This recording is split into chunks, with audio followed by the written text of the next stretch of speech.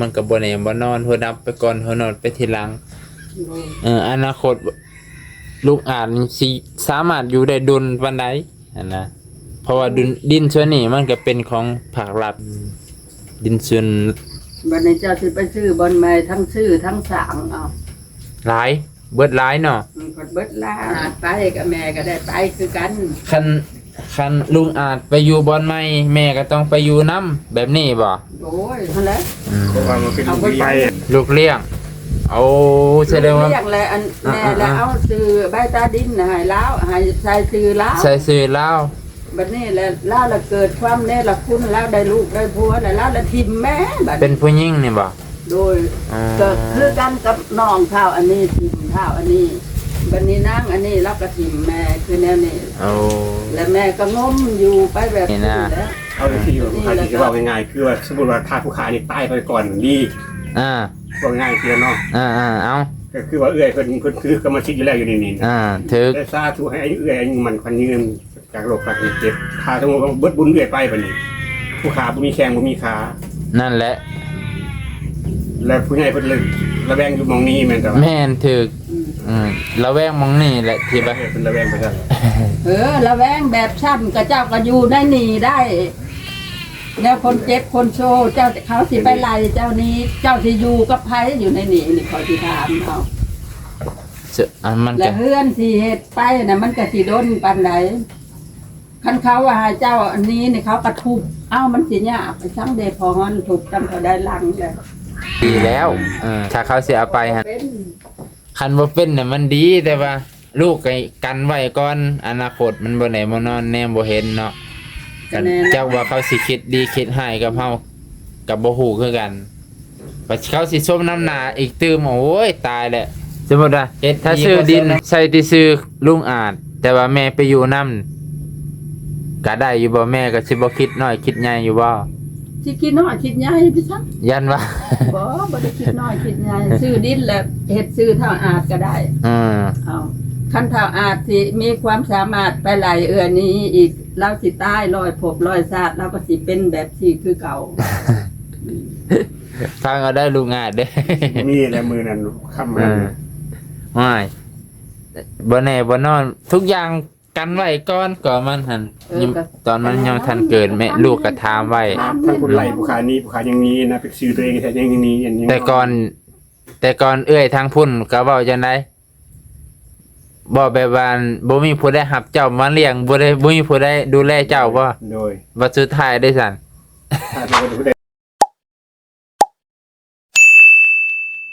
สบายดีพี่น้องสวัสดีเบิดสุคนตอนเช้าของวันที่12มื้อนี้มาหาลุงอาจไปลุงอาจสบายดีโดยสบายดีมาเปิดประตูงัวเข้าพอดีบ่นงมาพอดียังว่าถือจังหวะพอดีเลยสันเอาปิด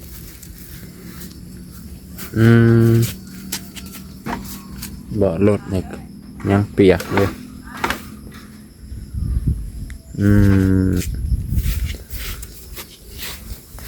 โอ้แล้วก็ยางแบบนี้ได้เลยนะเพื่อนไม่บ่นงเลยเพื่อนเนาะ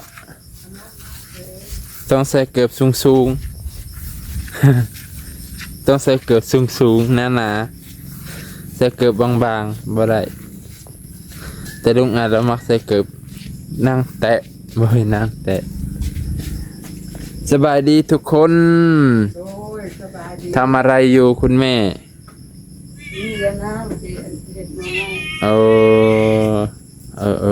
นั่งไอ้ลุงอาจ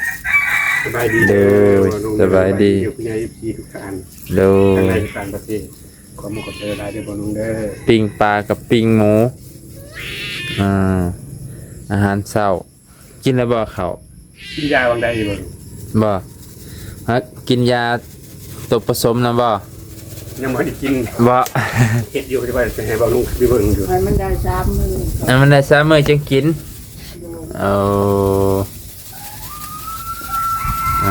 แต่แม่ก็เอาน้ำเป็นน่าสิหอยได้อยู่บ่อึ๊บ แมวมันอยากกันได้มันแบบอยากให้มันเห็ดคันแม่แตกมันคืนมันคือใจโทษนะ เป็นหิวเขาใช่ไหม เขาที่หน้ามาแล้วบ่ เรียบร้อยแล้วโดยเรียบร้อยแล้ว มากับสายฝนเนาะบ่น้องเนาะ เย็น มากับความชุ่มชื่น มากับความซุ่มซื่นมาเลยใครดอกซองมือฝนกับบ่ได้ขึ้นนี่แห้งเนาะ ตอนบ่ายตอนตีสาม แมน ตีสามสิบห้าอะไรแห้งขนาดเลย แมน แต่บ่โดนประมาณ10 ปลายนาที เดินนะแต่ว่าก็แห้งอยู่เดิ แห้งดี กลางเว้นบ่ค่อยแห้งไปพี่น้องคนลิ้น กันลิ้น แมน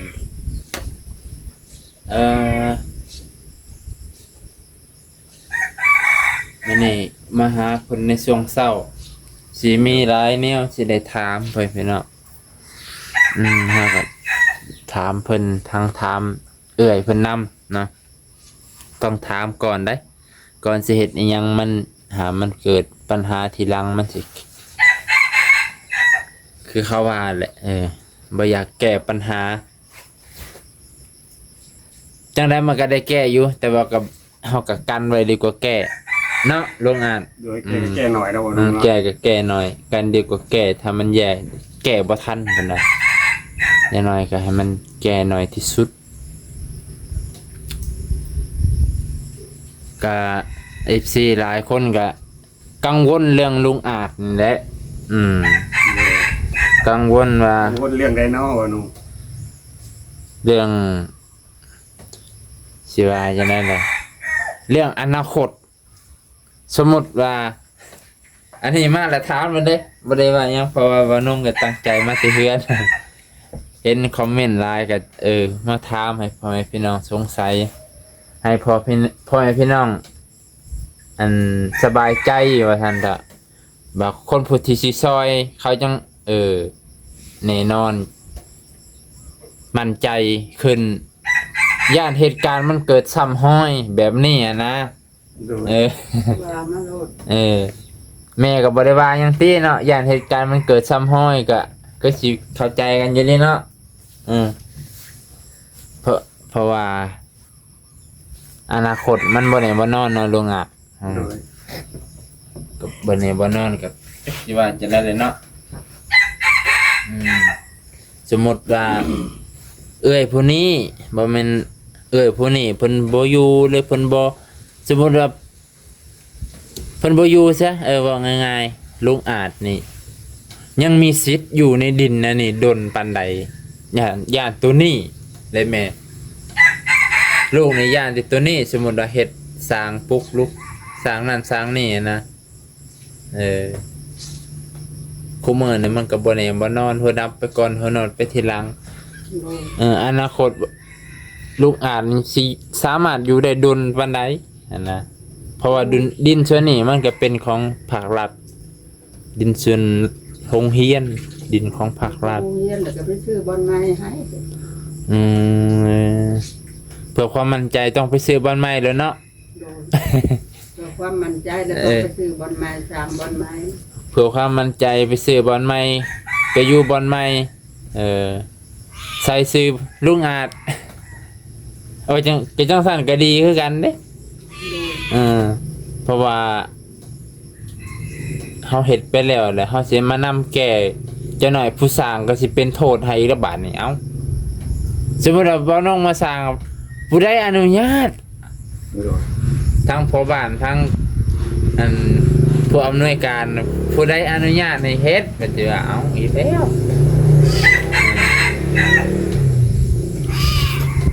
ก็สิว่าสิโทษ ลูกได้ยินบ่ เพราะว่าลูกก็เคยเห็นเขตแบบนี้ โดย ที่ผ่านมาก็เลยปรึกษาเกี่ยวกับรุ่นอ้ายเพิ่นนะครับเพราะว่ารุ่นเวลาพวกเบาลี่พวกเบาเตียงนั่นแหละพวกที่เคยซอยน้ำกันนะลูกก็ต้องได้ไปปรึกษาก่อนปรึกษาเพิ่นถามเพิ่นก็ระวังได้ป่ะเฮาไปเพราะว่าแต่ละเทื่อการสิไปซอยข่อยก็ต้องปรึกษารุ่นอ้ายก่อนเนาะ โดย เพราะว่าเฮาก็ตัวผู้เดียวเด้เฮาบ่มีไผปรึกษาเราต้องปรึกษาคนที่เคยไปซอยก็คือของเจ้าแม่นบ่แต่ก่อนก็ว่าแน่นอนบ่ โดย บัดเดินไปเป็นยังไงบัดนี้น่าเห็นบ่ทุกอย่างมันบ่แน่นอนขนาดถีบหัวกันออกมาแท้ๆนั่นได้จังหวะก็ย่านคือกันนี่ได้ก็เลยว่าเป็นตาน่าคิดแม่เพิ่นก็ว่าเมื่อกี้เอื้อยเพิ่นว่าถ้าย่านบ่แน่นอนนี่ซื้อดินบ่อนใหม่ปลูกบ่อนใหม่ลุงอาจสิว่าจังได๋ซั่นดีบ่ ผู้ขาแล้วแต่ผู้ใหญ่เพิ่นเห็นดีเห็นงามนำแล้วแต่เพิ่นผู้มีบทเรียนแต่เพิ่นมีเรียนรู้ที่ปีกับค เพิ่ น นคือสถานที่นี่ก็คือกัน โดย มาคิดบนว่าอายุของไทยก็สิบ่ฮอด100และคืออยู่ในที่นี่นี่ก็ คือแม่เฮ็ดผ่านมานี่ก็เขาก็ว่าให้เฮ็ดเขาก็ไปขออนุญาตจากเขาเขาก็ว่าเฮ็ดโลดเขาก็ว่าแบบนี้ ขออนุญาตจากไผ จากโรงเรียน โอ้เพิ่นก็ว่าเฮ็ดโลดยันว่าสิทธิ์ของแม่น่ะอาจจะได้อยู่สิทธิ์ของแม่นะในนามของสิทธิ์ของอันลุงอาจได้สั่นสิว่าจังได้แบบหอยคนเฮามันบ่แน่บ่นอนเนาะนี่แหละปัญหา ชีวิตของลุงอาจบ่แน่บ่นอนแล้วบัดเขาทับมนกควน้ำแม่มาได้10 ปีบัดนี้ก็คันเท่าอาจไปกับแม่ก็ได้ไปคือกัน คันลุงอาจไปอยู่บ่อนใหม่แม่ก็ต้องไปอยู่นํแบบนี้บ่ โอ้ยเอาบนไปนำบัดไผสิเฮ็ด ไผสิเบิ่งไผสิเบิ่งไผสิแยง ไผสิเบิ่งสิแย่งมีแต่โตผู้เดียว ข้าวซ้ำน้ำปลาเนาะ ไผสิเป็นผู้เฮ็ดไผสิไปตลาดตะลีอยู่ในนี่อันนึงมามันก็ใกล้ตลาดมันใกล้ตลาดเฮาแน่ว่าคันซื้อก็สิ บัดนี้ก็แม่ก็เฒ่าสุดๆโซมๆแล้วสมมุติว่าไปอยู่ผู้บ้านตะลีผู้ สิย่างมาแม่ก็ขี่รถก็บ่เป็น บ่ไหวเด้เนาะไก่บ่ไหวแล้วแม่ว่าเลยโทษเด้อพ่อน้องเด้อขอยืนก่อนเด้อแป๊บได้ นี่แม่ว่าจังซี่เอามาทางแม่ก่อนเด้อ ได้เงินได้ทอง แล้วก็ขอน้ำเพิ่นที่ดินตอนนี้โอ้ขอน้ำผักรัดนี่บ่โอ้ยขอน้ำผักรัดขอบูชาน้ำเพิ่นแล้วก็เฮาก็เป็นกรรมสิทธิ์เฮาเองบัดนี้โอ้เบิดอันนี้ก็หลายเติบเป็นเนาะแม่เนาะโอ้เอาขอบูชาผักรัดแก้ไขให้แม่กระซับแม่มีได้บัดนี้เจ้าสิไปซื้อบอนใหม่ทั้งซื้อทั้งสร้างเอาหลายเบิดหลายเนาะเบิดหลายก็ป้าตะเดี๋ยวว่าซื้อใหม่ทั้งซื้อทั้งสร้างปี2ปีก็ย่านบ่แล้วความอยู่ความกินเนี่ยอยู่เนี่ยกินซะว่าเริ่มใหม่เบิดเริ่มใหม่เบิดแล้ว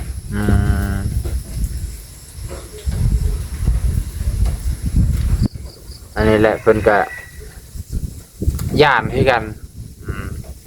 ย่านคือกันแล้วก็คือแม่ว่าวแล้วไปซื้อก้อนไม้โดยตามแม่เพิ่นแนะนำนั่นแหละแม่พี่น้องคันว่าญาติเนาะคันว่าญาติและคันว่าบ่ญาติแล้วก็คันว่าผู้ที่สวยเนาะผู้ใหญ่ใจดีผู้ที่มีความเมตตาโดยแล้วก็ได้เงินที่จะสร้างมันก็เอาเงินไปขอบูชาน้ำเพิ่นบูชาน้ำมงเฮียนนี่แล้วสิไปยอมือยอตีนใส่เพิ่นยอมือซื่อๆติเนาะ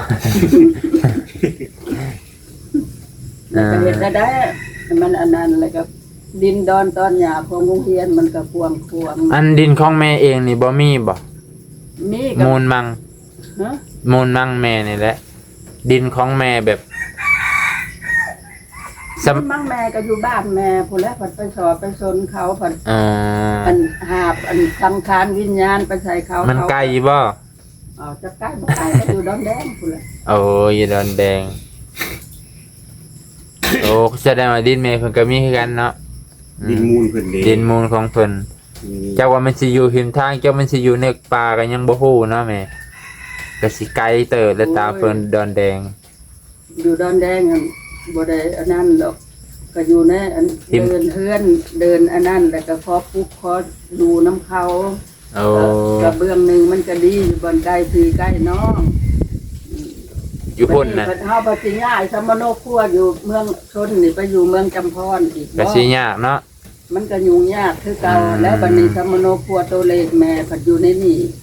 อยู่ในนี่บัดนี้เงินผักเงินหลักที่เขาเก็บแม่ก็อยู่ในนี่บัดสิโอนไปพุ่น อื อีก มยุ่งยากอีก แม่เมื่อยได้ อืมอืม ทั้งที่ดีแล้วคันว่ามีผู้ใหญ่ใจดีแล้วก็มาเว้ามาประสานกันแล้วก็แม่ก็ขึ้นหาทันเทิงว่าอยากสั่งอยากช้าอยากเฮ็ดอันนั้นอันนี้แล้วความมันบ่สะดวก อืม ผู้ขากระเฒ่าแก่แล้วเที่ยวขึ้นเที่ยวลง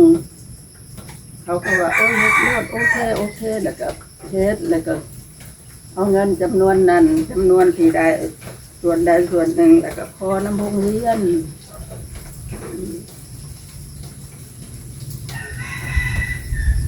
โอ้เนาะโรงเรียนชาอนุญาตดิบ่เนาะอืมอันโรงเรียนเนี่ยเจ้าก็ถาถามคันเมืองก่อนเด้อแต่ว่าจังซั่นนี่ได้บัดหลายคันเติบเลยเนาะเพราะว่ามันบ่แม่นดินส่วนบุคคลเนาะ โดย ดินส่วนรวมก็สิหลายขั้นตอนเพื่อสิได้ซื้อนี่บ่8 ปีบ่จักอืม ดินคันเทิงนะเขาก็ให้แม่แล้วให้แม่แล้วก็ แต่ว่าบ่ได้เป็นกรรมสิทธิ์ซื่อ แนวนี้แม่สิว่าเอาสู่ฟังกัน เด้อ แม่นี่มีความเมตตาคน ๆอ๋อ ช่วยเหลือคนเลี้ยงคน แล้วเอาคนมาเลี้ยงสุขหนูส่งเสริมให้ทำให้เฮียน อ๋อ ให้ทำให้เฮียนแล้วมีความหักความแพงและดินที่ขันเทิงมอบให้แม่หันแม่พัดเห็ดสมดเห็ดใบตาดินก็ใส่ซื้อแล้วจังหวัดนัวทั้งเต้ยทั้งรอง แม่เป็นคนมีเมตตาใจบุญได้ว่าทานเลยดินตอนนั้น เขาก็เห็ดเฮือนเห็ดจานใส่ ยึดดินอยู่ไสน่ะ นี่เด้นี่ยังอยู่คนนี้ อ้าวจังซั่นบ่ โด อื น ม แล้วก็ ซื้อแต่ซื้อผู้อื่น ชื่อก็ชื่อลูกนั่นแหละ เขาว่ามันเป็นลูกเลี้ยงเป็น ลูกเลี้ยงเอาแสดงว่า เรียกแหละอันแม่แล้วเอาซื้อใบตาดินน่ะให้แล้วให้ใส่ซื้อแล้ว ใส่ซื้อลาว บัดนี้แหละแล้วละเกิดความเนรคุณแล้วได้ลูกได้ผัวแล้วละทิมแม่บัด เป็นผู้หญิงนี่บ่ โดย อ๋อ ก็คือกันกับน้องข้าวอันนี้ทิมข้าวอันนี้บัดนี้นางอันนี้แล้วก็ทิมแม่คือแนวนี้ เอา แล้วแม่ก็งมอยู่ไปแบบที่แล้วบัดนี้แล้วก็แม่ที่พุกเฮือนตัวนี้นะแม่ก็ไปหาเพิ่นหาพันเพิ่นไว้โลดแนวใดเจ้าสิอยู่สะดวกแล้วก็เฮ็ด อ่า บัดนี้เฮ็ดขึ้นอันนี้แล้วมันผิดพลาดแล้วเขาว่าเป็นหยังบ่เฮ็ดเอื้อนดินเขาก็ว่าแบบนี้ โอ้แสดงว่าแม่เพิ่นเคยมีลูกเลี้ยงจนได้ครอบครัวเลยลูกเลี้ยงอะได้ลูกเลี้ยงก็บ่มาใกล้พร้อม บ่มาใกล้พร้อมฮอดบ่เลี้ยงเบิ่ง เพิ่นได้ยินเพิ่นบ่ได้ว่าหยังติเพิ่นมาเห็นคลิปเอ้าเพิ่นสิ ย่านให้กัน เขาก็สิว่าหยังคือพวกนี่ไล่เท่าอันนี้นี่ไล่แม่นี่แหละ ก็คือแม่ว่าญาติพี่น้องแม่ก็จนปะจนทิมบัดนี้พอสมมติว่าสิเมื่อเฮ็ดเรือนเฮ็ดชานอยู่อันบ้านพุ่นว่าสิฮู้ทำมาปีทำมาเล แต่มันเป็นไปบ่ได้ บ่แล้วคันว่าซื้อดินบ่นี่มันก็คือบ่กว้างขวางแล้วมันก็ราคามันก็ปฏิโทษ แม่ก็ว่าเห็นดีเห็นดีอยู่ในนี่แหละบ่แม่นว่าเฮาซื้อเฮาขอปุ๊บขออีสังหักแต่ว่าให้เฮามีกรรมสิทธิ์แบบนี้นะ เพราะว่าดินดอนตอนนี้มันก็พวงแล้วแม่อยู่มานี่ก็ได้27-28 ปี จนว่ามีเบิดทุกสิ่งทุกอย่างบัดนี้ก็คือเฮ็ดคลิปแบบนี้เขาก็ว่าสาธุให้มีผู้มาสาให้ข้าวอันนี้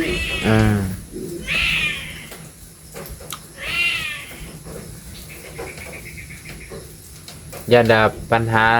ดนไปทางโรงเรียนเพิ่น อยากสั่งนั้นสั่งนี้ โดยกายานนี่แหละเนาะทางโรงเรียนเพิ่นอาจจะมีแผนการ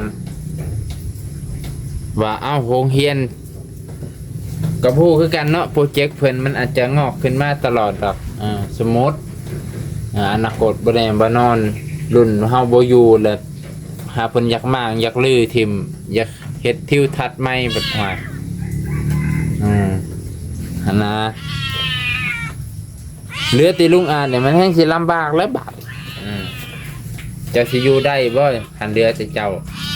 ลุงอาจเอ้ยจำเป็นจะต้องอยู่อะไรต้องเรียน ไพ่สิเรือไพ่แล้วบนหันกับลูกเองแม่ก็คิดเนี่ยคือกันเลย แม่เพิ่นก็คิดยากคือกันไปเป็นเอา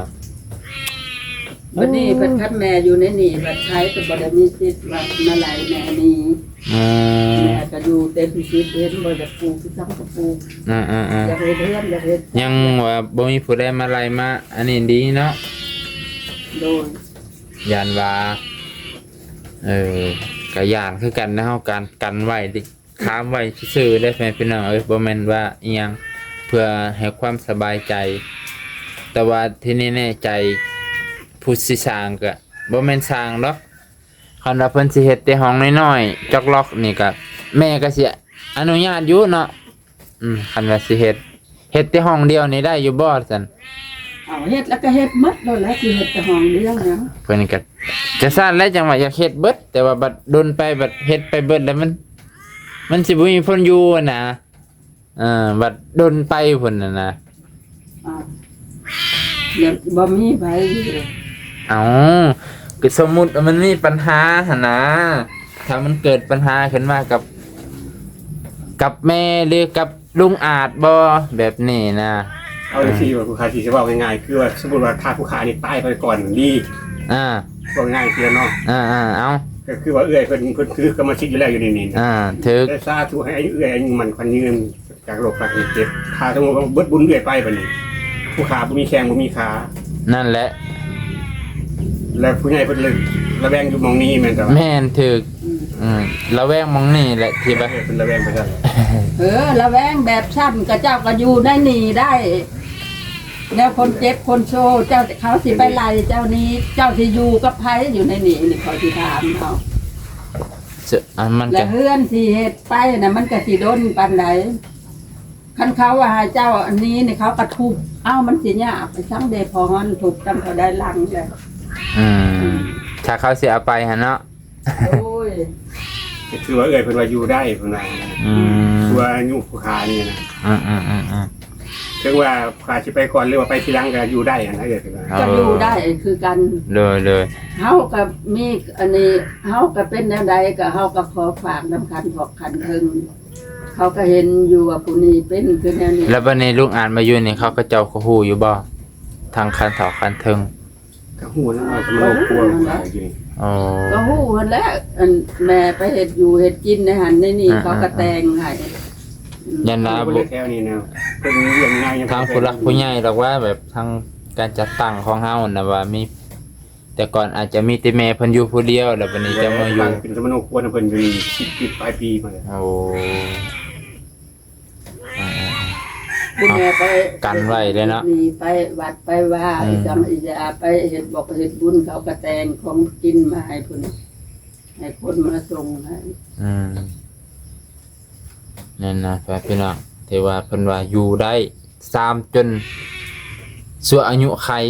ทั้ง2ฝ่ายพี่น้องเพิ่นว่าจังซี่อยู่ได้จนฮอดอายุไขทั้ง2แม่ทั้ง2คนเนาะพี่น้องก็สิว่าจังซั่นแหละอันนี้คือทางฝ่ายของอันนี้ทางผู้อยู่เนาะเฮาก็ยังบ่ได้ไปถามทางเพิ่นแหละคันว่าสิเฮ็ดก็ต้องไปถามพ่อบ้านเพิ่นพี่น้องแม่พ่อบ้านเองพ่อบ้านกับผู้อำนวยการบ่แม่จะไหนมันสิเป็นลูกนี่สิเป็นโทษว่ามันบ่เป็นดอกลูกทำบุญบ่เป็นเด็ดขาดคันบ่เป็นหั่นก็ดีแล้วแม่บอกว่าบ่เป็นคันบ่เป็นน่ะมันดีแต่ว่าลูกก็กันไว้ก่อนอนาคตมันบ่ได้มานอนแนมบ่เห็นเนาะกันเจ้าว่าเขาสิคิดดีคิดให้กับเฮากับบ่ฮู้คือกันว่าเขาสิส้มน้ำหน้าอีกตื้มโอ้ยตายแหละ เฮ็ดดีเข้าซอกน้ำนานี่บ่ไหวได้ไปนี่ อ๋อบ่เป็นหยังคือแม่อยู่ใน บ่เป็นจังดอกเอื้อยเพิ่นก็เป็นคนละเอียดอยู่คนอีสานนี่เพิ่นก็ต้องได้ไปรู้รวมกับ ผู้หลักผู้ใหญ่ บัดนี้อัน ตะแกในโฮมเนาะ คือว่าเพิ่นต้องไปหาในบ้านก่อน เลย แล้วก็ไปหาการจะตั้งเฮียน บ่แล้วไปโรงเรียนก่อนจังไปหา สมมุติว่าเป็นจะได้เพิ่นก็สิได้คำตอบมาอีกครั้งหนึงตอนนี้เฮาก็ยังยืนยันบ่ได้อะนะ โอเคบัดนั้นดีซั่น นี่แหละปัญหาที่สองเนาะคือลูกเว้าว่าแม่มีบ่ดินดอนตอนหลาดินมูลดินมังมีอยู่ดอนแดง บัดนี้นี่แม่สิย้ายสมโนครัวแล้วก็สิย้ายการจัดตั้งนี่แม่ได้เข้าทุกการจัดตั้งอยู่ในนี้ โอ้ เพราะว่ามันคนละเมืองกันเด้บ่ โดย บัดนี้มันเป็นคนละเมืองกันบัดนี้แล้วมันก็สิยาก ยากเลย อัน เนาะ หนึ่งอันสองมาก็ฮุบหอบ ฮุบหอบไปมาอยู่ ฮุบหอบไปมาอยู่จักเนาะย้ายหันจักเนาะย้ายนี่แล้วแม่ว่าเป็นไดก็แม่สิตายอยู่ในนี้ โดยอืม แล้วคือเดี๋ยวนี้เขาก็บ่ได้มาบอกว่าเจ้านี้เด้อแนวนั้นแนวนี้ โดย เขาก็บ่ได้เว้าเขาว่าแนวใดมันสิสะดวกเจ้าเฮ็ดโลดเขาก็ว่าแบบนี้ โอ้ คืออันเฮ็ดเฮือนอันนี้ขึ้นไปนั่นแม่ก็ไปเสนอโรงเรียนไปเสนอโรงเรียนเขาก็เฮ็ดโลดเวลาแม่ขึ้นเฮือนนี่ก็โรงเรียนมาช่วยแม่เบิด โอ้ นับแต่เงินอันเฮ็ดกินเฮ็ดทานแม่บ่ถูกบ่ทันเอาเงินของโรงเรียนนี่4 ล้านเอามาเฮ็ด โดย เพิ่นมาแปะมาโมก็ได้เงินนั่นแหละก็ไปส่งเพิ่นคืน โดย แล้วคันเฮามีเวียกมีงานอีสังแม่เฮ็ดพิธีเฮ็ดบุญเฮ็ดอีสังก็ต้องได้บอกเขาก็มาช่วย โอเคสันเข้าใจแล้ว เพิ่นก็มีส่วนนโยบายคือกันขันถึงก็ดี โดย และบัดนี้ก่อนแม่สิเฮ็ดในนี่แต่ทานเจ้าเมืองสุวิไลเพิ่นเป็นเจ้าเมืองเพิ่นก็ได้ลงมาลินน้ำแม่นี่เพิ่นก็ว่าเฮ็ดโลดคันเจ้ามีเงินแล้วเฮ็ดโลดเขาก็ว่าแบบ โดย นี้ โดย บ่มีภัยสามารถไหลหนีเจ้าดอกเพราะว่าเจ้าก็เป็นคนของผักของรัฐเบื้องหนึ่งก็ลูกก็บ่มีผัวก็บ่มีแทนที่คันถึงจะต้องเบิ่งนะและแม่ว่าคันอยากให้เป็นกรรมสิทธิ์ของแม่แท้ๆก็ท่านเพิ่นช่วยเหลือแล้วก็แบ่งปันไปขอบูชาดินอยู่ในนี่น้ำเพิ่นและเป็นการดี โดย บัดนี้สมมุติเฮาสิไปซื้อไหมเนาะ ไปซื้ออยู่ทางพวกบ่อนไกลๆพวก โดยบ่ไกลก็ได้สมมุตินะแถวนี้แหละเอ้า แถวนี้อันลูกสิซื้อมองได้ ก็สมมุตินะ สมมุติว่าซื้อแถวนี้ แถวนี้พอได้แม่ย่างไปสะดวกนั่นแหละ โอ้ยก็ยิงดีคือกัน แน่ ตัวนี้ก็ดี เพราะมันคันซื้อหมองนี่ได้ซั่นซื้อบ่นี่เพิ่นสมมุติเบิดรุ่นแม่รุ่นลุงอาจดินตัวนี้ก็สิตกเป็น คันซื้อมงนี้ แม่น เอาชื่อมงได้กับใบอันนั้นเขาเฮ็ดให้เฮาแล้วก็เท่าอาจก็อยู่ในนี้แหละ บัดนี้คันสิมีคนมาเบิ่งมาดูแลเท่าอาจก็อยู่ในนี่แหละก็เป็นกรรมสิทธิ์เลยคันว่าคันขอซื้อมงนี้ก็ดี โดย เขาก็เฮ็ดใบตาดินให้จึกจักแล้วก็ถือว่าแม่มีสิทธิ์แล้วก็เท่าอาจสิอยู่เท่าใดก็อยู่แล้วเว้นเสียแต่แม่นี่โมโหโทโซละลายเท่าอาจนี่มี อย่าโมโหเลย ตัวนี้เนาะคือตัวนี้ คือเอาสมมุติว่าผิดของต้องเถียงกันแหละมั้งอันสัมมโนครัวทำนี่กูไปแจ้งมึงออกไปมึงสิไปใส่กับไปแล้วก็มันก็แม่นตัวนี้นะ โดย คันว่าบ่มีหยังเกิดขึ้นแล้วก็อยู่ นะแต่ว่ามันสิว่าคันซื้อดินในเรื่องซื้อดินก็อยากให้มีผู้แบบหับต่อไปนั่นแหละเนาะสมมุติว่าซื้อไปมองนี่ทั้งลุงอาทั้งแม่บ่มีไผอยู่ดินตัวนี้สิเป็นของเฮียนคืนก็บ่จัก บ่แล้ว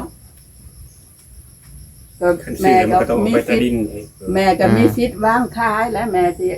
กรรมสิทธิ์ส่วนนี้แม่สิมอบให้ไผ คือว่าคันซื้อมันก็ต้องออกไปตะดินนะบ่เนาะ ใบตาดินนั่นแหละจังหวะ กันว่าดินอันนี้อัน คันว่าเพิ่นขายให้เฮาได้นะ เออ ขายบ่ได้ ดินอันนี้นะเป็นกรรมสิทธิ์ของแม่แล้วก็ แม่ก็ไปเสนออยู่อันธนาคารส่งเสริมว่าเจ้าอันนี้อันได้อยู่น้ำผู้ขาเป็นน้องเป็นนุงผู้ขาเขาก็มอบสิทธิ์เท้าอันนี้ก็เส้นแม่ก็เส้นขันทึงก็เส้นก็เป็นของเท้าอันนี้คือเก่า แต่สมมุติเนาะสมมุติว่าอันนี้ยามมันเกิดเหตุซ้ำห้อยคือกับอันอยู่ทางพุ่นนั่นแหละมองเก่าเจ้านั่นแหละ สมมุติว่าถ้าซื้อดินใส่ที่ซื้อลุงอาจ แต่ว่าแม่ไปอยู่นำก็ได้อยู่บ่แม่ก็สิบ่คิดน้อยคิดใหญ่อยู่บ่ สิคิดน้อยคิดใหญ่พี่ซัก ยันว่า บ่ได้คิดน้อยคิดใหญ่ซื้อดินแล้วเฮ็ดซื้อเท่าอาจก็ได้ อืม เอาคันเท่าอาจสิมีความสามารถไปหลายนี้อีกเราสิตายร้อยชาติเราก็สิเป็นแบบที่คือเก่า ฟังเอาได้ลุงอาจเด้ มีแหละมือนั้นค่ำ อ่า นั้น ไม่บ่แน่บ่นอน ทุกอย่างกันไว้ก่อนก่อนมันหันยังตอนมันยังทันเกิดแม่ลูกก็ถามไว้ ท่านผู้ไหลผู้ขานี้ผู้ขายังมีนะไปซื้อตัวเองแต่ยังมีอันนี้ แต่ก่อนเอื้อยทางพุ่นก็เว้าจังได๋บ่แบบว่าบ่มีผู้ใดรับเจ้ามาเลี้ยงบ่มีผู้ใดดูแลเจ้าบ่ โดย บ่สุดท้ายได้สั่น ถ้ามันก็ผู้ใดผู้นี้ นั่นบ่สุดท้ายเราก็ไล่เจ้านี้เห็น คันบ่มีผู้นี้ก็เป็นม้าขังถนนนั่นแหละปะ นั่นแหละจ้ะว่า ก็คิดจะใต้ยังนั่นแหละ คำเว้าของคนมันเนาะลีนแฮงบ่มีกระดูกซ้ำ เอา ตอนหักแพงกันก็ว่าบ่มีผู้ใดเบิ่งเลี้ยง ก็คือแม่เว้าสู่ลูกฟังนั่นแหละญาติพี่น้องของแม่ก็จนทิมแม่เดียวนี้ อ่าเพิ่น ได้ก็ เพิ่นได้ยินเพิ่นสิบ่ให้แม่บ่ญาติพี่น้องเพิ่นสิว่าเขาให้ทิมท่านได้อีก บ่แม่ก็ปีนไปว่าญาติพี่น้องที่บ่ละบ่อันนั้นแนวใดนี่เขาบักเลนี่มาไล่นี่เนี่ย อืม บ่เราอยู่แม่ก็ว่าเป็นแบบนี้ โทรศัพท์แม่กันอันนี้ที่ลูกหลานเจ้าของเห็นเขาเจ้าก็สิให้แม่เด้ไปสิว่าไผได้ไลไผได้หนีไผได้อันได้เกลียดได้ชังเอาอีกแล้วใส่ไล่ไปสีพี่น้องเอาอีกแล้วนั่นนะ ปิดเนี่ยแหละบ่ว่า กัมฟาซิฟิกยังได้กับได้ไทย แกจะ แต่ว่าได้โพสต์ลงซื้อ สัมภาษณ์นี่ก็ แต่ว่าเจ้าบ่ได้ก็ให้เราคัดออกก็ได้ คัดออกเด้ออันว้าวตัวใดมันบ่ดีแหละให้ลูก คัดออกก่อนเด้อว่าน้องเด้อ โดยนั่นแหละจะว่า อันนี้ก็เฮาก็ว้าวกัน นั่นบางเทื่อมัน ก็เอาตัวใดบ่ดีแล้วก็บ่เอา ส่วนหลายลูก เพิ่นว่าลูกการคิดนี่คัดออกเด้อเพิ่นเด้อว่าน้องเด้อ เด้อเด้อ ทิมได้ลูก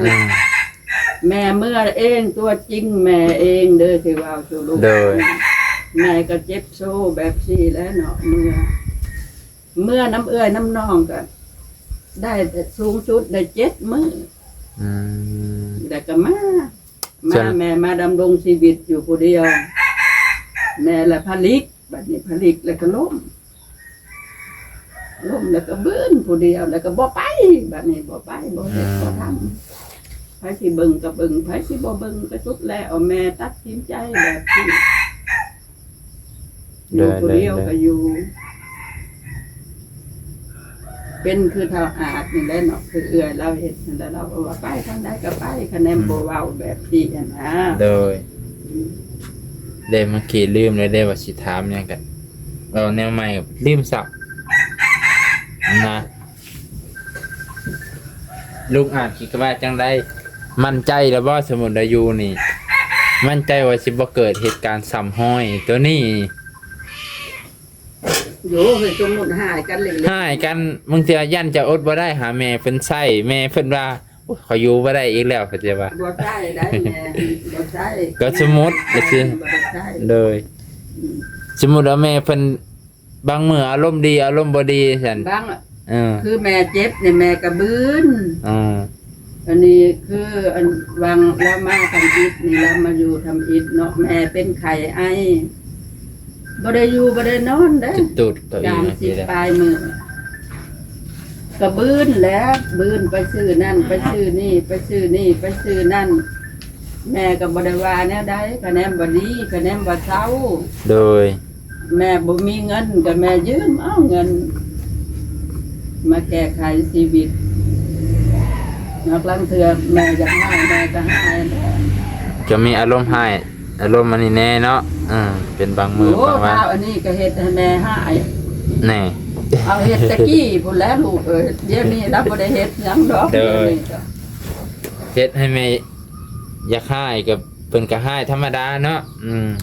ก็ให้ธรรมดาแหละแม่บ่ได้เสื่อมอยู่บ่ได้เสื่อมกินบ่ได้เสื่อมข้าวบ่ได้เสื่อมน้ำ บ่ดอกเลย มี นะ แต่เฮ็ดอยากให้กินเท่านั้นครับนิสัยแม่เป็นแบบนี้ เด้อเข้าใจ เจ็บกระบืนก็บอกว่าอันเจ็บในนี้เดี๋ยวนี้อันเจ็บขึ้นลงนี่แหละมัน อันนี้แล้วก็ โด เจ็บ ย แล้วก็ต้มน้ำหอมน้ำห้อนกิน ต้ เป็ ม น ของ น้อง เอื้ เล อย ย แล้วก็ของน้องต้มของน้องแล้วก็ของเอื้ออยู่นี่แล้วนี่ มื้อนี้ก็ได้ฟังชัดเจนจากทางแม่ไปแล้วทางแม่ทางลุงอาจว่าสามารถ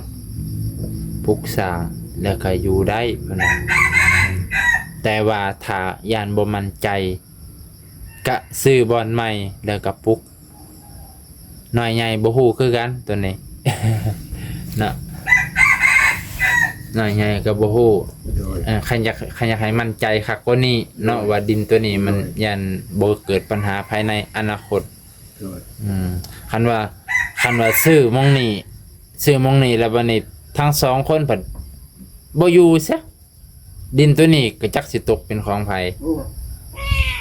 นี่ มันก็อยู่ในใบตาดินนั่นแหละ อันใบตาดินหั่นแหละจังว่าแต่ว่าสิซื้อสิขายก็บ่ได้แล้วบัดนี้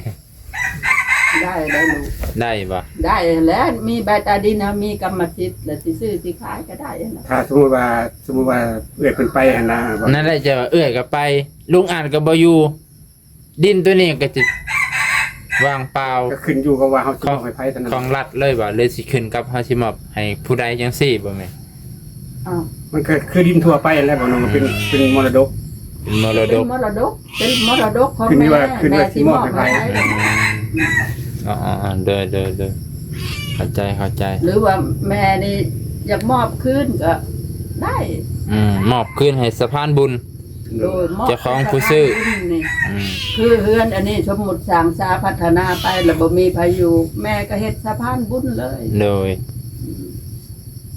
เพิ่นจะเอาเข้าวัดเพิ่นจะเอาเฮ็ดอีสังกะทุกเลย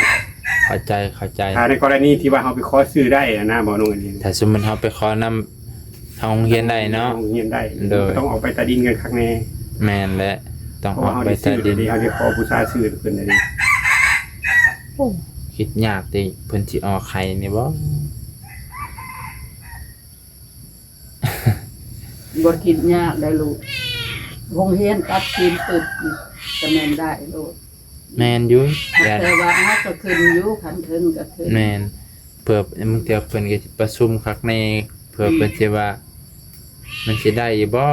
ดินส่วนรวมมาเฮ็ดเป็นดินส่วนโตว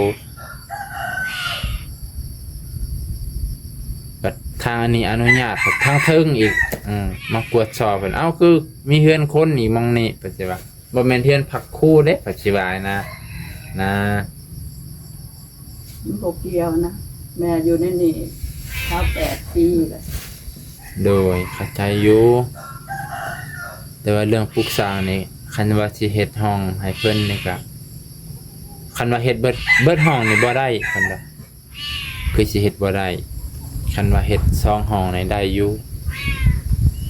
เฮ็ดพอให้ลงอาจขึ้นง่ายลงง่ายได้อยู่ง่ายก็สิบ่ให้เพิ่นขึ้นทั้งเทิงคันสิเฮ็ดเบิดนี่ก็ปาดโตเพิ่นก็บ่ พอ มี ดี เงิน สมมุติว่าไปซื้อดินให้ลุงอานนี่ก็เฮ็ดก็เจาะแบบที่นี่ใครสิไปอยู่น้ำลาว บ่สมมุติว่าคันซื้อดินใหม่เนาะคันซื้อดินใหม่มันก็ต้องคือแม่ว่าสร้างเฮือนสร้างหลังเป็นหลังเลยต้องสร้างเป็นหลังเลยหรือคันสิว่าใหญ่หรือน้อยเนี่ยก็บ่ฮู้คือกัน แต่ว่าคันมองนี่คันสิสร้างเต็มที่นั่นเพิ่นก็ย่านให้กันย่านอนาคตหั้นนะ บริยานอนาคตและถ้าแม่มีเงินแม่เฮ็ดไปโดด นั่นแหละก็แม่นอยู่แม่เฮ็ดไปแต่ว่าบัดเฮ็ดไปแล้วมันบ่มีผู้ใดเป็นสิทธิ์ของไผอันดินน่ะนะ ไผบ่ไผก็ยานะไผจะเป็นจะได้ก็ยา บัดเดินไปเพิ่น ผู้ซื้อก็อยากได้คืนเอ้าบ่อยากได้คืนอยากมอบให้ผู้ต่อไปหั่นนะคันว่ามันแบบว่าพุ่นแหละอนาคตหั่นนะคันว่าซื้อแล้วก็อยากให้ได้รุ่นต่อไปผู้ใดบ่มีก็สามารถอยู่ได้เลยนั่นนะคันสิสร้าง3ห้องนี่ก็2ห้องเช่นนี่2ห้องนี่กับห้องนั่นใช่เพิ่นน่ะเพิ่นว่าก็เฮ็ดมีประตูปองเยี่ยมคักแน่เพื่อมันระบายอากาศได้สิว่าห้องนี่นอนอีกห้องนึงก็เป็นบอนที่ว่าเฮ็ดอยู่บ่แม่นเฮ็ดอยู่ให้กินมองนั่งอยู่นั่งกินคันสิว่าทางนี้ก็ให้ปล่อยแบบนี้แหละให้มันลง ก็เท่าอาจตายลงไปได้สิเอายาคู่ไปนั่งอยู่ในสายเอา บ่โอ้ยบ่ยากดอกตัวนั้นบ่ยากดอก คิดยากอยู่ว่ายกคู่เพิ่นแฮงสมถะบ่ง่ายอยู่แล้ว โอ้ เอาเตียง4อันนี่มันเลี้ยงนี่สิเป็นหยังลูกก็เคยเป็นยกคู่ บ่ได้แล้วบ่ได้ ให้ง่ายเลยยกคู่วันนี้นิมนต์นางเตียง4องค์ก็เป็นสงฆ์แล้ว บ่ได้แล้วบัดเกียรติของแม่เด้สาวา นักเกียรติตัวใดเรื่องเฮ็ดนี้เรื่องอันจัดงานน่ะบ่ โอ้ย โอ้ย บ่แม่นแต่แม่กับอันเท่าอาจได้ ยังสิว่าเกียรติคันว่าเรื่องเกียรติคันลูกมาถ่ายแบบนี้มาซอยแบบนี้เขาสิบ่ได้ว่าแม่ว่า โอ้ย ป้าเป็นถึงคันครูก็มีผู้มาซอยเขาสิบ่ว่าบ่ บ่ว่าดอก ชาวบ้านเปิดแบบพวกคนหูจักแม่อดีตเคยอยู่นํกันเขาสิบ่ตำหนิตีเตียนบ่ เขาบ่ติเตียนดอกเรื่องการทำบุญแบบนี้น่ะบัดแม่ไปทำบุญน่ะเด้จ้ะ บ่แล้วเขาสิว่าอันตำแหน่งของแม่และตำแหน่งของแม่ก็สูงเป็นถึงขันครูสอนระดับลูกศิษย์มีแต่เป็นครูอาจารย์เบิด เอาแล้วแต่ผู้คิดแล้วแต่ผู้ดู แล้วแต่ผู้สิคิดนักก็ย่านให้กันได้ก็สิว่าโอ้ยอันผู้ไปซอยน่ะบ่ได้เบิ่งอิหยังบ่ก็สิว่าเอ้า เขาก็จนมาสัมภาษณ์แม่เทื่อหนึงแล้วของการปกครองเมืองนั้น โดย แม่นั้นทุกข์อยู่พอกหมอกอยู่แบบที่นี่เขามาถามว่าเจ้าอันบ่มีลูกบ่มีหลานบ่มีลูกหลานไปทำงานอยู่ทอกอยู่ไทยบ่มายามใดก็ทุกข์คือเก่าแล้วแม่ก็ตอบว่าบ่มี โดย ตั้ง6 ปีแล้วเขาก็บ่ได้เห็นมาช่วยแม่ทั้ง โอ้โห เขาก็ยังมีคนช่วยอยู่บนเรื่องหนึ่งกับแม่ก็ขาดคือว่าแล้วขาดลูกขาดหลานแล้วก็เป็นคนอยู่คนเดียว โดย สองมาแล้วก็บ่มีลูกบ่มีผัวบ่มีผู้เบิ่งว่าซั่นซะ โดยอืม แบบนั้น แสดงว่าเคยมีผู้มามาถามทางการเมืองเพิ่นแล้ว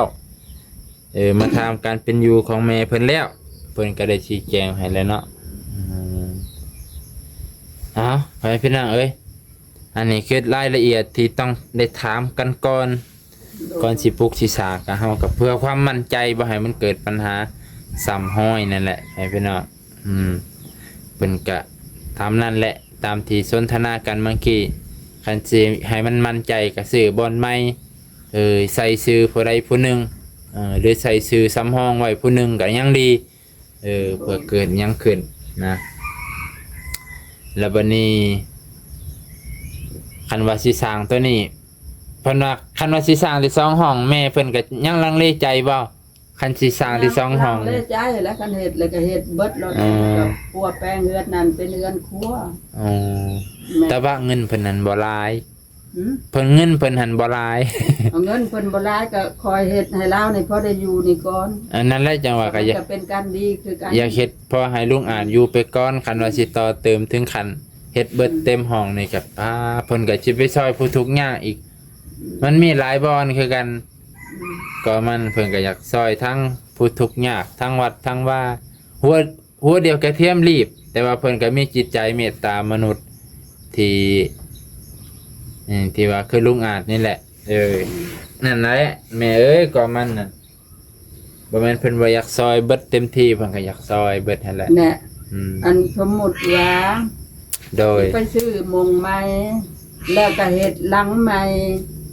กับเฮ็ดอยู่ในนี่แล้วตัวใดมันสิเบิดหลายแน่สิถาม กะโตเฮ็ดซื้อใหม่เฮ็ดใหม่แล้วก็สิเบิดหลายแน่นอนแหละเพราะเรื่องเฮ็ดใหม่ปลูกใหม่มันก็เบิดหลายหั่นแหละ เนี่ย อืม บัดนี้นี่คือเฮาเสนอกันมือนั่นน่ะเบิด2บอนอันนี้ดินบล็อกมีแต่500 500กอดให้เป็นเนาะ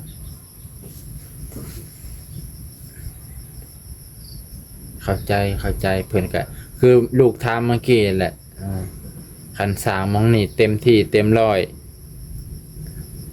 บัดว่าเบิดรุ่นพอรุ่นลุงอาจลุงแม่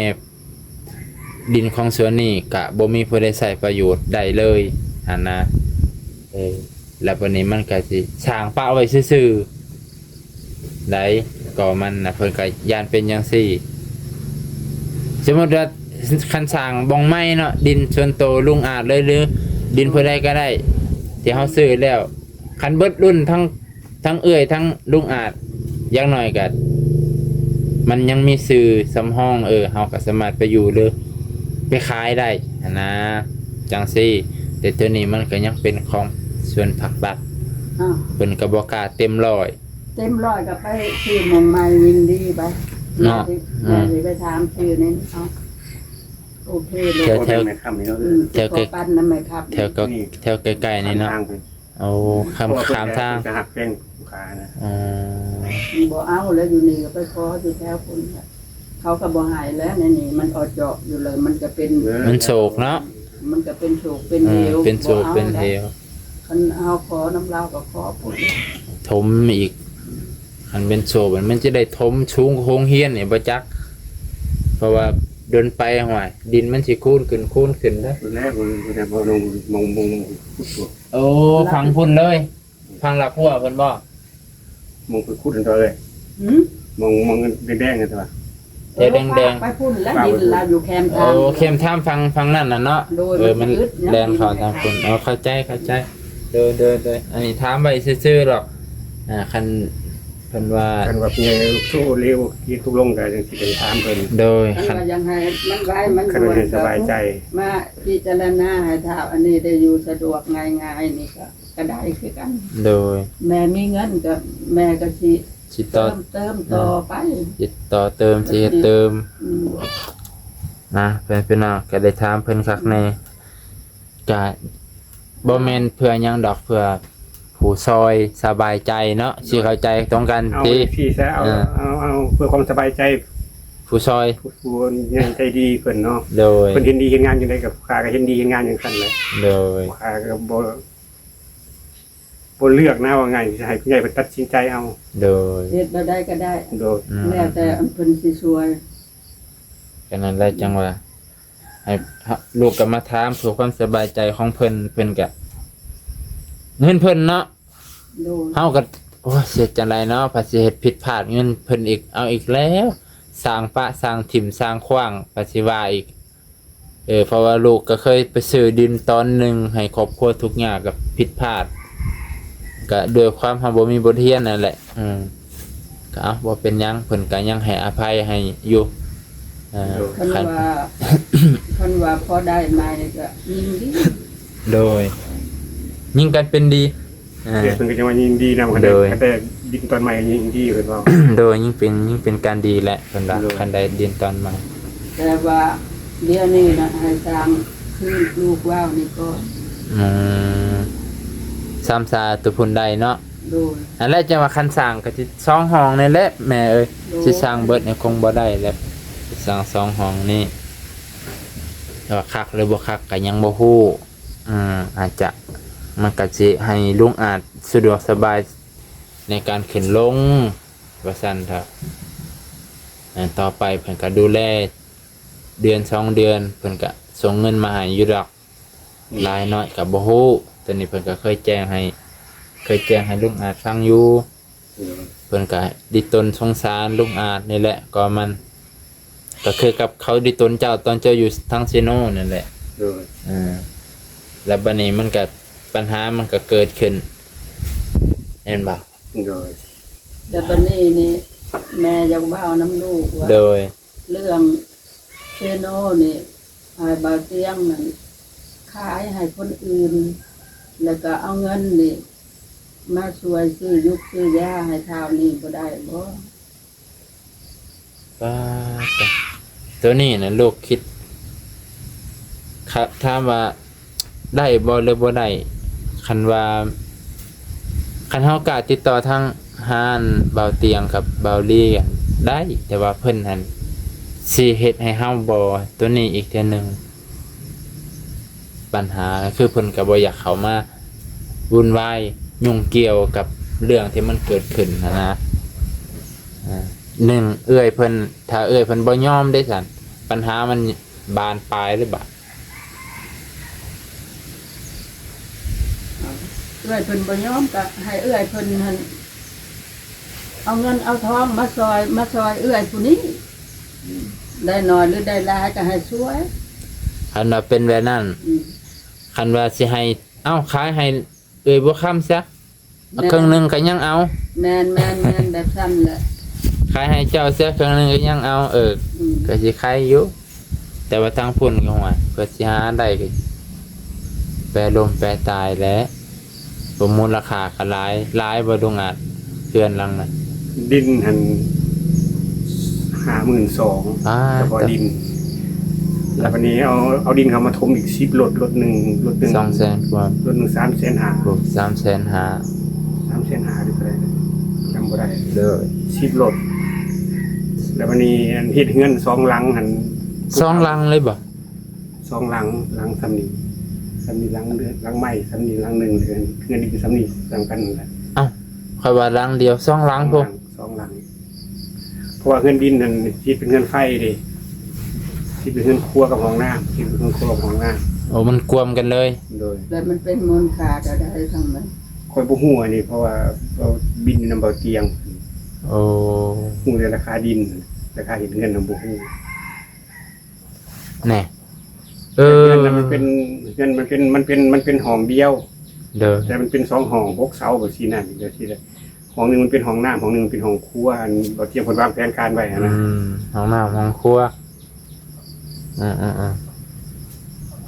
แต่ก็สำเร็จแล้วแต่บ่ทันได้สร้างเป็นดินเงินใหม่ก็สำเร็จแล้ว เพื่อนใหม่สำเร็จแล้วเพื่อนดินเนี่ยยังบ่ทันสาบซื่อ โดย ๆก่อกินเรียบร้อย โดย มุงชงกะทิเบ็ดเสร็จ มุงกระเบื้อง กระเบื้องยังเหลือแต่สาบบ่ทันเถาะ ได้แต่สร้าง พื้นนี่ก็เทให้เรียบร้อย เทแล้ว นี่6ห้องบ่ บ่แล้วห้องครัวซ้ำห้องนึงนั่นแหละ 3ห้องนี่ ซ้ำห้องนึง 6เสา 6เสาโอ้อ๋อ เพราะว่าห้องนึงที่ห้องน้ำห้องนึงไว้ดังไฟนะ ๆเดยข้างๆกันเลยเนาะ อยู่แล้วต่อกันอยู่คนละฝาก คนละฟังสื่อกัน อ๋อๆ เพราะว่าโครงการบ่เตียงเพิ่นว่าเพิ่นจะเช็ดเกยออกมาอีกเด้ อันน่ะดินนั่นกว้างซำใดจักแม่น 19คูณ20 โคตร19คูณ20 ไปเติบเลยกับพุ่นแล้วพุ่น อืม ต้นวิกพุ่น กว้างกัน19 โดย ยาว ซาว กว้างเติบแล้วคัน19คูณ20 โดยว่างและ แต่มันเป็นดินที่เป็นดินทุ่งนาบ่น้อง ต้องได้ถม มันเป็นดินในบ้าน อ่า น้ำกับทุ่งนาไกลเรียรออยู่นอกไฟก็บ่ได้ถึง เอาอยู่กลางทง ซื้อให้หน้าเขานะซื้อให้หน้า2ไร่ เอา มันบ่เป็นดินปลูกสร้างมันเป็นดินให้หน้า เดินโอ้เกิดพนาให้คล้ายทางพุ่นมันกะ เอาง่ายๆคือขนาดรถน้ำยังบ่อยากไปยังบ่ไปส่งนะ ไกลพุ่นนะ น้ำเดินเที่ยวมาซื้อเอา ทางเขายากกับประจักทางยากทางไกลพ่อ วัดน้อย ทางใต้ทาง ทางน้อย ชิโน่อันนี้ โดย วัดจันทรังสีอันนี้ วัดยะน้อยน่ะบ่ แม่น วัดจัดทารังสีวัดยะน้อยนะครับ แม่น แม่นบ่ ทางลงไปอันตรงหน้าอันนี้ เออ คุมสองอันนี้ ข่อยก็บ่เคยไปดอกแต่ข่อยวัดจันทรังสีนี้ โดย วัดยะทานน้อย เคยอยู่นำกันอยู่แต่ก่อนอยู่แถวนั้นแหละเนาะ เด้อ อยู่หลังวัดไปห่างจากวัดไปก็ประมาณลักหนึ่ง โอ้ไกล ทั้งเดียวบอกกับอันบอลอันเอื่อยพาเขาไปสักยาคนกินยามา บ่ มันออกไปทางไหน อันนี้มันไปทางทะเลกับทางบ้านเอาหงพุ่นเนาะ บ้านนาห้อง ทางไปเอาหงกบเรือ แม่นทางลัด หรือว่า ไปทางลัด ทางไปอันน่ะ บ้านอาหง เมืองอัน ทางหลักสิบเพิ่นบ่ เมืองวิระ บ่ บ่ที่ทางอาหง คุ้มสองไหนเลยคุ้มสองแล้วแต่ก่อนมันมีทางลัดไปบ้านเอาหงกบเดือทางนั้น เฮาก็บ่ฮู้เฮาก็บ่เคยไปจักเทื่อ คุ้มซ้องกับบอลพอเจ้าอยู่ตะกี้ หั่นเลย บัดพอเจ้าอยู่ตะกี้ก็มันก็บ่ได้ไกลกัน อันนั้นมันอยู่ในบ้าน อันนี้มันอยู่ทุ่งนาผู้ห่างออกไปอยู่มันประมาณ5 ลัก ว้า อ๋อตัวหลักบ้านนี้เกือบคำปะแหน จากเงินผู้ขาจากเงินผู้ขาเงินเก่าผู้ขาตะกี้นะเงินโพแต่แม่อยู่ตะกี้นะ โดย หาลัก ห่างออกไปวัดน้อยเรียกวัดเขาสั่งวัดน้อย อืม แล้ววันนี้จากวัดน้อยอันไปอีกก็ประมาณทำเที่ยงเงิน แม่ค้า แม่ค่ำนี่แหละมาหาเฮานี่จากวัดน้อยอันไปได้ อืม จากวัดสัทรังสีอันไป สมพรเราจังบ่อยากอยู่แล้วถ้ามันไกลแต่ละกระดอกมันสิมีความสุขอีสัง อืม รถน้ำยังบ่เข้าไปส่งอะนะพ่อหนุ่ม บ่สะดวกสบายเนาะการไปกันมา บัดอันอยู่ในนี่บัดคันซื้อน้ำเขาก็มาส่งย่อขึ้นไปพุ่น แม้และคันเขตแถวเมืองซนนี่มันสะดวกสบายอย่างน้อย แล้วก็ว่าถึงขายมันก็ขายบ่ได้ง่ายดอก เพราะว่ามันคือก็ว่ามันห่างไกลความเจริญ คันคายกับบุ้ยพอได้สิซื้อว่าซั่นล่ะมันไกลจักไปสิไปอยู่คันเป็นทงหน้าเขาอาจจะซื้ออยู่เนาะไม่เห็นหน้าต่อ บ่เป็นหยังให้เอื้อยเป็นใส่ซอย ไปกันแล้วดอกบ่เป็นหยังเกิดถามว่าเสียดายบ่ฮอนอยู่ เสียดายอะไรบ่ครับเสียดายน้ำหูน้ำตาตัวเองเนี่ยเสียดายความดี